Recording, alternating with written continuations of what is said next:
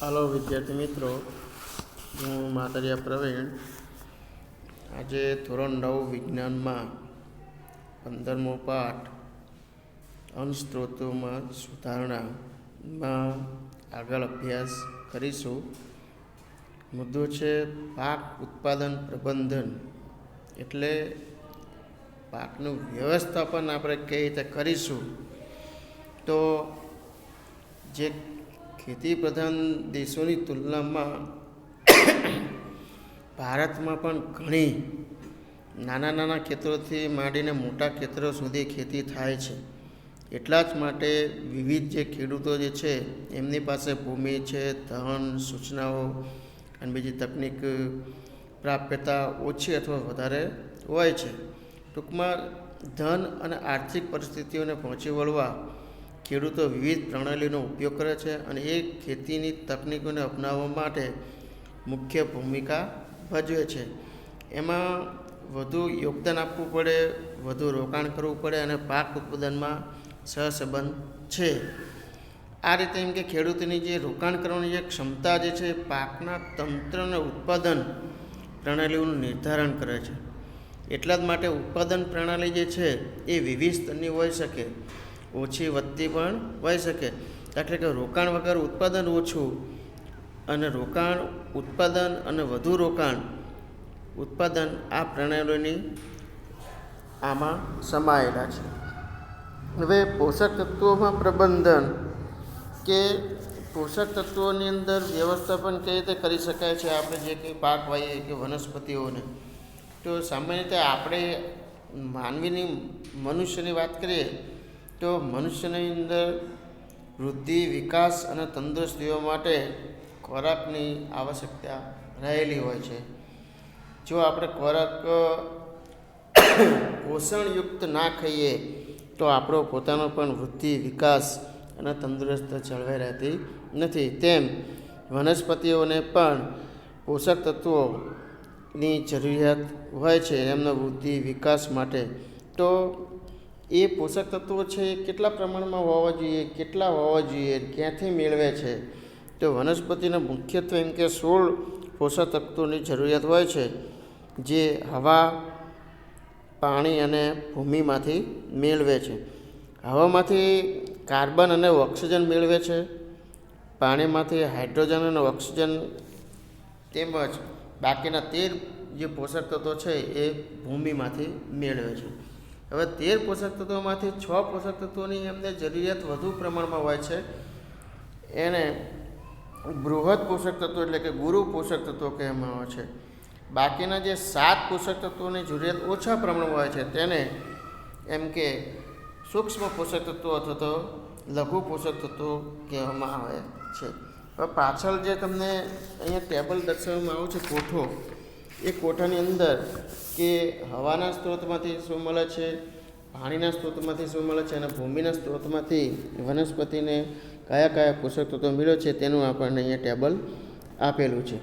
તો હવામાંથી કાર્બન અને ઓક્સિજન મેળવે છે, પાણીમાંથી હાઇડ્રોજન અને ઓક્સિજન મેળવે છે, ભૂમિમાંથી બૃહદ પોષક તત્વો એટલે ગુરુ પોષક તત્વો જે 6 કહેલા છે, એમાં nitrogen, phosphorus, potassium, calcium, magnesium, sulphur વગેરેનો સમાવેશ થાય છે.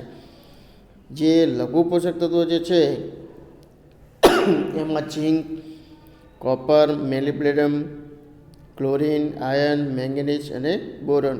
તો કે આ પોષક તત્વોની ઉણપને કારણે વનસ્પતિની દેહધાર્મિક જે ક્રિયાઓ જે છે એ પ્રજનન અને રોગોને પ્રત્યેક અસર પાડે છે. આ પોષક તત્વો ના હોય તો વનસ્પતિનો વૃદ્ધિ, વિકાસ થઈ શકતો નથી. મુખ્યત્વે આટલા પોષક તત્વોની વનસ્પતિને જરૂરિયાત હોય છે. હવે મુખ્યત્વે જે સેન્દ્રિય ખાતર જે છે, ભાઈ જમીનમાં અમુક સમયના અંતરે આપણે સેન્દ્રિય ખાતરનો પણ ઉમેરો કરવો જોઈએ. સેન્દ્રિય ખાતર કાર્બનિક પદાર્થોની માત્રા વધારે છે. જમીનની અંદર સેન્દ્રિય ખાતર તમે ઉમેરો તો જમીનની જે કાર્બનિક જે ક્ષમતા જે છે એમાં વધારે હોય છે અને તે જમીનને અલ્પ પ્રમાણમાં પોષક તત્વો આપી શકે છે. સેન્દ્રિય ખાતર બને કેવી રીતે? તો કે પ્રાણીઓના મળમૂત્ર અને વનસ્પતિઓના કચરાના જે ઢગલા તૈયાર કરીને એમાંથી જે વિઘટન તૈયાર કરવામાં આવે છે એ સેન્દ્રિય ખાતર જમીનને પોષક તત્વો અને કાર્બનિક પદાર્થોની પરિપૂર્ણ કરે છે. અને ભૂમિની જે ફળદ્રુપતામાં એ સેન્દ્રિય ખાતર શું કરે છે તો કે વધારો કરે છે. સેન્દ્રિય ખાતરમાં રહેલા જે કાર્બનિક પદાર્થો ભૂમિનું જે બંધારણમાં સુધારો કરે છે. આના કારણે રેતાળ જમીન પાણીને રાખવાની કે જળ સંગ્રહતા વધારે હોય છે. રેતાળ જમીનની અંદર શું છે, પાણીનો સંગ્રહ કરવો હોય તો એ કરી શકે છે, એટલે કે એની અંદર એ પોષક તત્વો મળી રહે છે. જ્યારે ચીકણી જમીનમાં કાર્બનિક પદાર્થોનું વધુ માત્રા પાણીમાં નિકાલમાં મદદરૂપ થઈ જાય છે. જે ચીકણી માટી હોય એની અંદર શું પાણી બહુ રહેતું નથી, એટલે એની અંદર કાર્બનિક પદાર્થો એ નિકાલ થઈ જાય છે, જેમાં પાણી એકત્રિત થતું નથી. હવે સેન્દ્રિય ખાતરના ઉપયોગમાં આપણે જૈવિક કચરાનો પણ મુખ્ય ઉપયોગ કરીએ છીએ, જે પર્યાવરણને રાસાયણિક ખાતરના વધુ ઉપયોગ સામે રક્ષણ આપે છે. જૈવિક કચરાનો ઉપયોગ ખેતરના કચરાનું શું કરે છે, પુનઃચક્રણ છે. સેન્દ્રિય ખાતર બનાવવાની ક્રિયામાં વિવિધ જૈવિક પદાર્થોના ઉપયોગોને આધારે સેન્દ્રિય ખાતર નીચેના વર્ગોની અંદર વિભાજિત કરવામાં આવે છે. તો એમાં જે છે કમ્પોસ્ટ અને વર્મી કમ્પોસ્ટ. કમ્પોસ્ટ કોને કહેવાય અને વર્મી કમ્પોસ્ટ કોને કહેવાય એ તમારે પરીક્ષાની અંદર પૂછાય છે કે કમ્પોસ્ટીકરણની ક્રિયામાં ખેતીના નકામા પદાર્થો, બરાબર, પશુઓના મળમૂત્ર એટલે કે છાણ, શાકભાજીની છાલ તેમજ કચરો, પશુઓ દ્વારા તજાયેલો ચારો, ઘરગથ્થુ કચરો, સુએજ કચરો, ફેંકેલી સ્ટ્રો, નીંદણ વગેરેને ખાડાઓમાં સડવા દેવામાં આવે છે. આ ક્રિયાને કમ્પોસ્ટીકરણ કહેવામાં આવે છે. બરાબર. હવે કમ્પોસ્ટમાં કાર્બનિક પદાર્થ અને પોષક તત્વો ખૂબ જ વધારે પ્રમાણમાં હોય છે. કમ્પોસ્ટને અળસિયા દ્વારા, હવે આ જે કમ્પોસ્ટીકરણ દ્વારા ખાતર મળ્યું હોય એને અળસિયા દ્વારા વનસ્પતિઓ અને પ્રાણીઓના તજાયેલા પદાર્થો તરત જ વિઘટનની ક્રિયા દ્વારા બનાવવામાં આવે છે. આને વર્મી કમ્પોસ્ટ કહેવામાં આવે છે. એટલે કમ્પોસ્ટ કોને કહેવાય અને વર્મી કમ્પોસ્ટ કોને કહેવાય એ સામાન્ય રીતે હવે તમને ખબર પડી હશે. હવે લીલું જૈવિક ખાતર, તો લીલું જૈવિક ખાતર આપણે ખેતરની અંદર પણ બનાવી શકાય છે કે પાક ઉગાડતા પહેલાં, તમારે જે કંઈ પાક ઉગાડવાનો હોય એ પહેલાં ખેતરની અંદર કેટલીક વનસ્પતિ જેવી કે શણ અથવા તો ગુવાર વગેરે ઉગાડાય છે, અને ત્યાર પછી આના પર હળ ફેરવીને એની અંદર ખેતરની અંદર સડવા દેવામાં આવે, બરાબર. એટલે સડી જાય એટલે ફળી જાય છે. આ વનસ્પતિને લીલે જૈવિક ખાતર કહેવામાં આવે છે, જે ભૂમિને નાઇટ્રોજન અને ફોસ્ફરસથી પરિપૂર્ણ કરવામાં મદદરૂપ થાય છે. એટલે લીલું જે ખાતર જે છે જૈવિક ખાતર, એની અંદર તે મેક્સિમમ નાઇટ્રોજન અને ફોસ્ફરસથી એમ કે પરિપૂર્ણ કરવામાં મદદરૂપ થાય છે. હવે ખાતરની અંદર જો વ્યવસાયિક સ્વરૂપમાં તૈયાર કરેલ વનસ્પતિ પોષકક્ષમ છે. ખાતરની અંદર નાઇટ્રોજન, ફોસ્ફરસ, પોટેશિયમ આપે છે.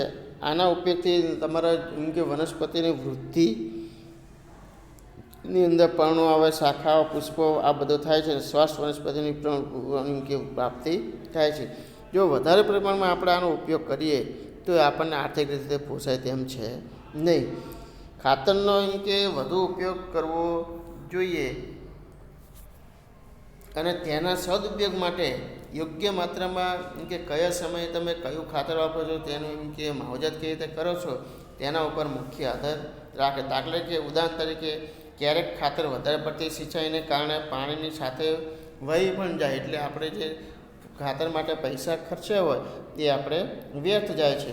એટલે વનસ્પતિઓ તેનું પૂરતા પ્રમાણમાં એમ કે શોષણ કરી શકતી નથી, અને ખાતરનું વધારાનું જે પ્રમાણ છે એ છેવટે પછી જળ પ્રદૂષણની અંદર એ જતું રહે છે અને જળ પ્રદૂષણ થાય છે.